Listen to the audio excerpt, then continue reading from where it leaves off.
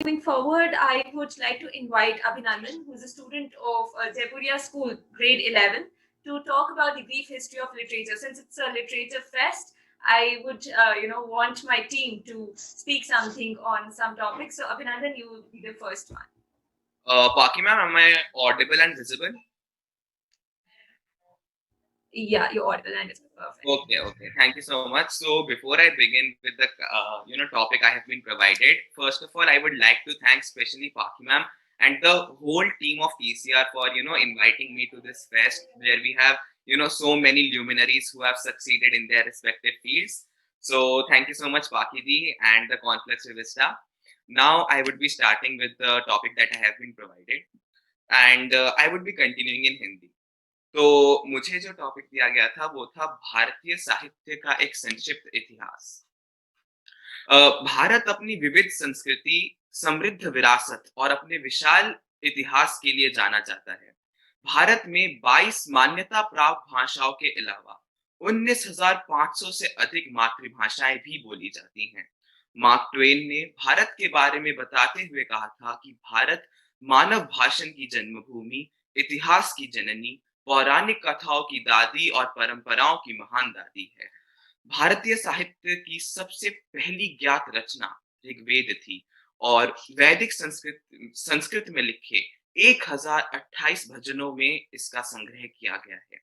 भले ही प्राचीन भारतीय साहित्य से जो भी साहित्यिक रचनाएं आज बची हैं, उनमें से अधिकांश धार्मिक ग्रंथ हैं, फिर भी केवल धर्म के आधार पर प्राचीन भारतीय साहित्य को परिभाषित करना सही नहीं होगा।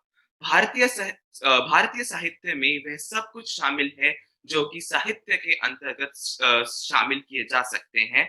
मोटे तौर पर धार्मिक और सांसारिक, महाकाव्य और गीत, नाटकीय और उपदेशात्मक कविता, कथा और वैज्ञानिक गद्य और साथ ही साथ मौखिक कविता और गीत।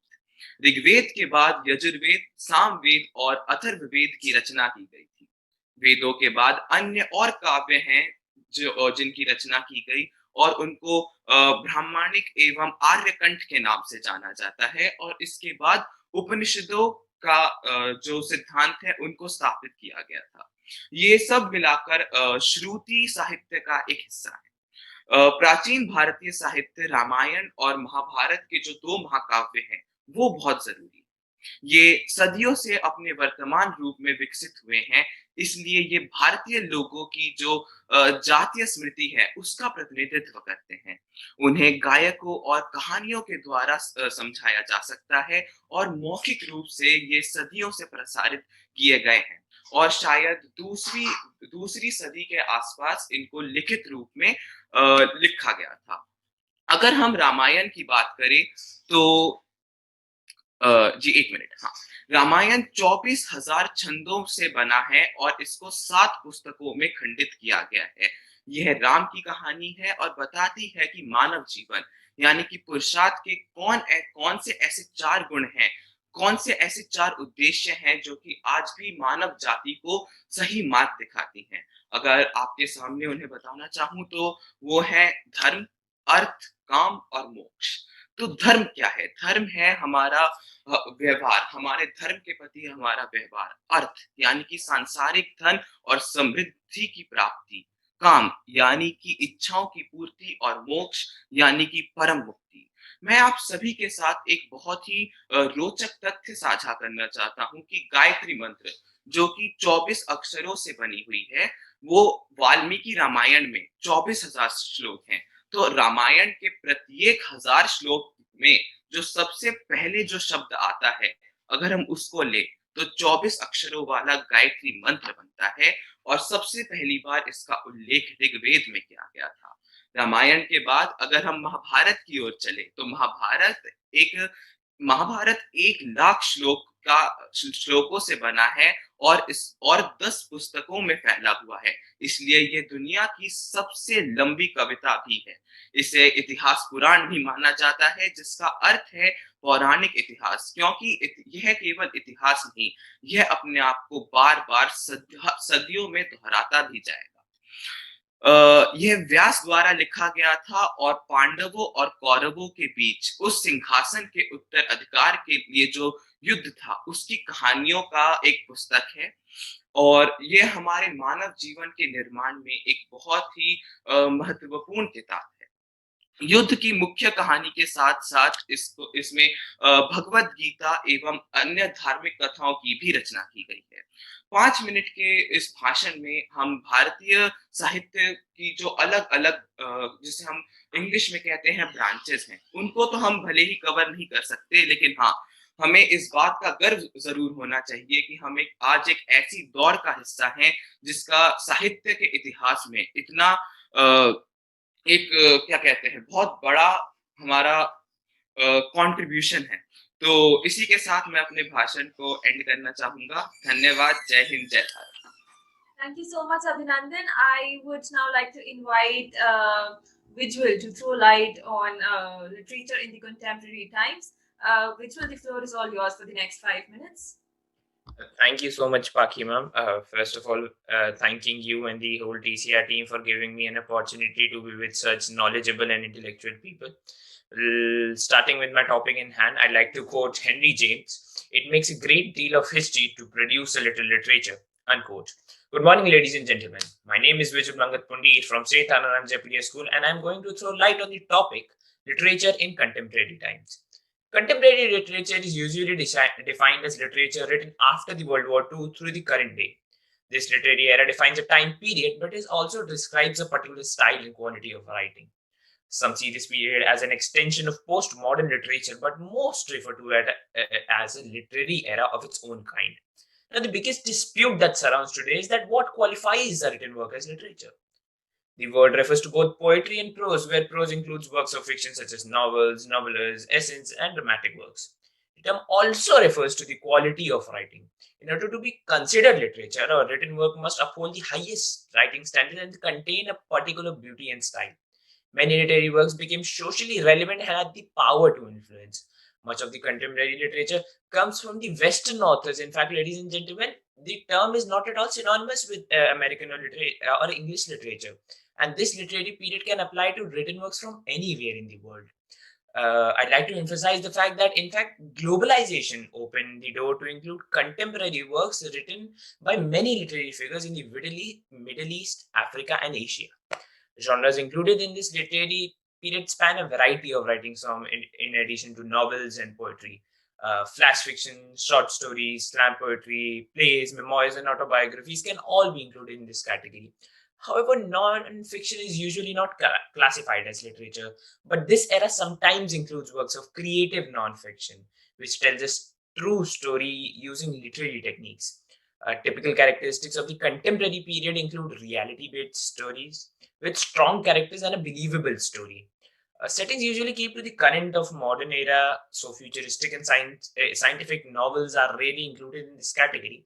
Well-defined, realistic, and highly developed characters are most important in classifying a written work as contemporary, and most writing in this category features stories that are more character-driven rather than a plot-driven story.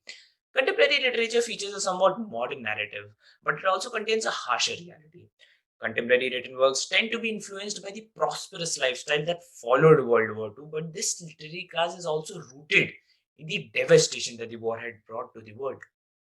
A new reality blossomed in the post-war mind, and it included a personal cynicism, disillusionment, and the frustration that is common to this literary period. Now, allow me to talk about Harper Lee, one of the most famous contemporary author even till now. She graduated from high school in 1944 and then attended an all-women's college. Approximately 12 years after she graduated from high school, she received a gift from a writer, Michael Brown. This gift was a year's worth of wages so that she could do nothing but just write whatever she desired to.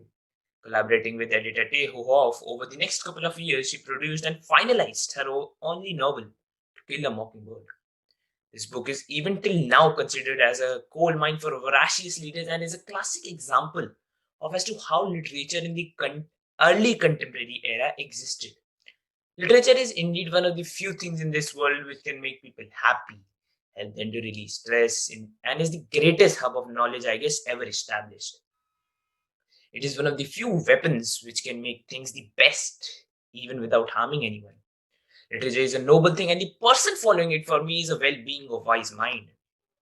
One should never stop reading or writing, since these are the only two things which can make people realize that no matter how bad the time is, how worse the situations are, but there is always a friend with you to make you feel relaxed. And that is a piece of paper to write upon. Thank you so much. Thank you so much, Vijwal. Thank you. I would now like to invite Ananya, who's again a student of Jaipuria School, Ghaziabad. So, Ananya, would you like to take over and talk about the benefits of reading? Thank you so much, Paki ma'am. Am I audible? Okay. Thank you so much, first of all, to the Conflux Revista for giving me this opportunity. Now I'd like to start. Denis Diderot, a French philosopher, once said, "People stop thinking when they stop reading."